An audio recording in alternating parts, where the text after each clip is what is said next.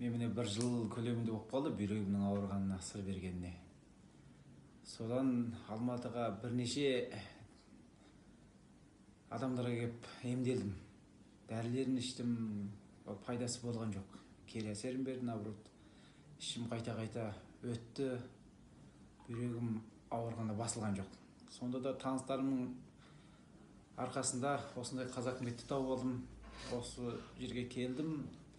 Қазақметтің ағаларымыз тексерді, диагнозын қойды. Сол арқылы мына Қазақметтің шөп дәрілерін маған ішуге ұсыныс жасады. Сол арқылы сол кісілердің 3 бөлігі дәрісін алып іштім. Аллаға шүкір, міне 15 күнде ішіп біттім. Мінекей бір ай көлемінде міне келіп отырмын қайтадан. Аллаға шүкір, әзір бүйрегім ауырғанын тоқтатты. Жақсы, Аллаға шүкір. Әуелі бір Аллаға, екінші осы Қазақметтің шөп дәрілеріне көп рахмет айтамын.